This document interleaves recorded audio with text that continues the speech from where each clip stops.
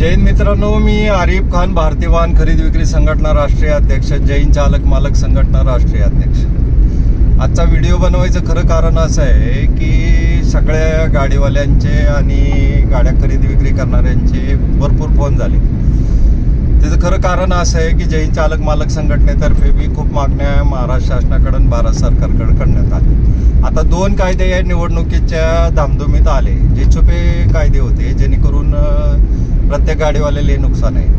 बरं, गाडीवाले म्हणजे कोण आहे तर भारत देश चालवणारी लोक आहेत. म्हणजे भारताची सगळ्यात मोठी इंडस्ट्री जर असेल, सगळ्यात मोठी पैशाची आवक जावक असेल तर ती गाडी चालक मालकाकडनं होती आजच्या घडीला. याचं कारण असं आहे की आता 2 कायदे काय आले तर 50 रुपये पासिंग जर तुमचं लेट झालं तर 50 रुपये पर डे दंड होणार आहे तुम्हाला. मान्य आहे, अतिशय चांगला कायदा आहे कारण शिस्त लागेल. पण जिहार निघाल्यापासनं त्यांनी कायद्याचा दंड वसूल करावा अशी पद्धत आहे.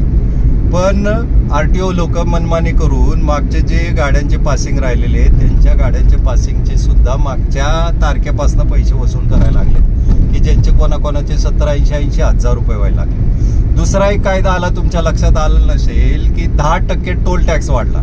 म्हणजे तुम्हाला जर 100 रुपये लागत असतील तर तिथे आता 130 रुपये लागणार.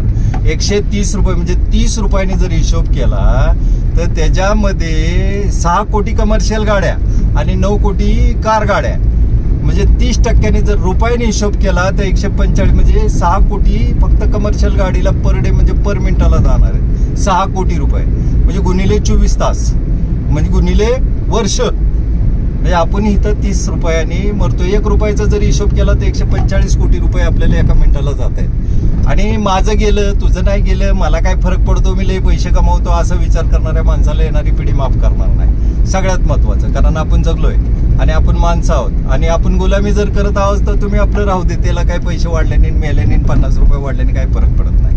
हे फक्त ड्रायव्हर लोक किंवा गाडी मालकांसाठी नाही, 145 कोटी लोकांसाठी हा कायदा आहे. म्हणजे सगळे लोक ह्याच्यात येत आहेत. आता जैन चालक मालक संघटनाचा जेव्हा हायकोर्टामध्ये निकाल दिला तर हायकोर्टात आपल्याला एक पिटिशन दाखल करायची होती.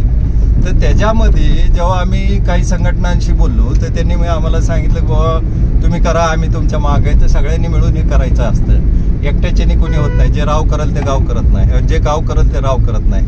लक्षात येते. दुसरी एक महत्वाची गोष्ट की जैन चालक मालक संघटनेतर्फे महाराष्ट्र शासनाने भारत सरकारकडं आपले एक मागण्या आहेत की बाबा ड्रायव्हरला जेव्हा ऍक्सिडेंट होईल तेव्हा रोड सुरक्षा द्यावी.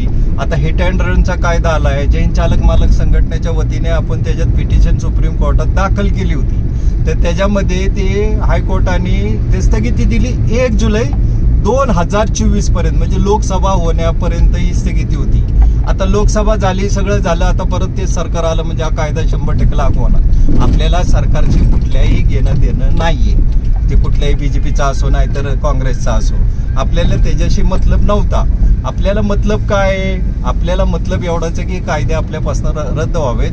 कारण 10 वर्ष आणि 7 लाख रुपये हे आपल्याकडे नाही. आपल्याला आता सावध व्हावं लागणार आहे. सगळ्यात महत्त्वाचं. दुसरी गोष्ट, आपल्याला हायवेला रोड सुरक्षा मिळालं, ऍक्सिडेंटला किंवा हायवेला विश्रांतीगृह पाहिजे ड्रायव्हर लोकांना, जेणेकरून ड्रायव्हर लोकांची झोप जर व्यवस्थित झाली तर 60-70% ऍक्सिडेंटमध्ये कमतरता येईल.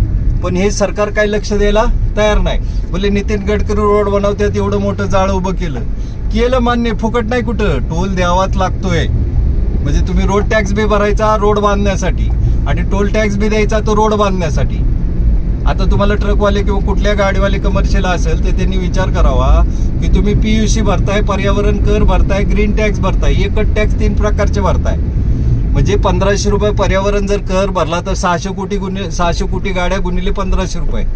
हिशोब करा. तुम्हाला वाटत असेल काय हिशोब बसत नाही मोबाईलमध्ये सुद्धा आणि कॅम्प्युटरमध्ये सुद्धा, आपलं लॅपटॉप ते कॅल्क्युलेटरमध्ये सुद्धा. तर त्याच्यामध्ये काय करा, आता एकत्र या भाईंनो. तुम्हाला सगळ्यात आता गरज आहे आपल्याला एकत्र येण्याची. आणि जर हा कायदा लागू झाला 1 तारखेला तर 3 तारखेला बंदची तयारी ठेवा. पूर्ण 1 दिवसाचा लाक्षणिक बंद आपल्याला 3 तारखेला 3 जुलैला आपल्याला करायचा आहे. आणि तुम्हाला जर योग्य वाटत असेल ही क्लिप तर शेअर करा, नसेल वाटत तर सोडून द्या. कारण गुलामी आपल्या रक्तात आहे ना, सवय आपल्याला. आपलं झालं ना मग लोकांचं काय करायचं. टेक रिस्पेक्ट यू रिस्पेक्ट असं इंग्लिशमध्ये म्हणलं जातं. तुम्ही इज्जत द्या, इज्जत मिळेल. तुम्ही लोकांना मदत करा, लोक तुम्हाला मदत करतील. आणि सगळ्यांनी ॲक्सिडेंटमध्ये एकमेकाला मदत करा. पोलिस जिथं अडवत असतील तिथं 10 गाड्या उभ्या करून चौकशी करा कशाचे पैसे घेताय. ठीक आहे ना. मग माझे 100 गेले कशाला विचार करत बसत, असा विचार केला तर तुमच्या मदतीला कोणी येणार नाही. तर मित्रांनो, आता एकत्र यायची वेळ आलेली. जैन चालक मालक संघटनेतर्फे प्रत्येक ड्रायव्हरला 10 लाख रुपयाचा इन्शुरन्स देणार आहोत आपण. ॲक्सिडेंट जरी झाला त्याच्या घरात कोण पैसे देत नाही. नरेंद्र मोदींनी 2015ला सांगितलं होतं की जर ड्रायव्हर मेला तर त्याला 5 लाख रुपये आम्ही प्रत्येकाच्या घरी पोचवू. 2015 पासून 2024 पर्यंत कुठल्या ड्रायव्हरला 5 लाख रुपये मिळेल ते दाखवा, मोठं बक्षीस देऊ. तर याच्यावरनं आता एकत्र या. संघटना तुमच्या जिल्ह्यात तुमच्या तालुक्यात उभी करा की जेणेकरून आपल्याला ह्या कायदेशीर लढाईला लढायचं आहे. हे सरकार कोणतं की असा ना काय. आता महाराष्ट्र शासनामध्ये जे पैसे वाढवलेत, सगळीकडं टॅक्स 7%, 8% टॅक्स आहे. महाराष्ट्रामध्ये कारला 11%, कमर्शियलला 13% टॅक्स आहे. पेटीएमचं खातं बंद झालं.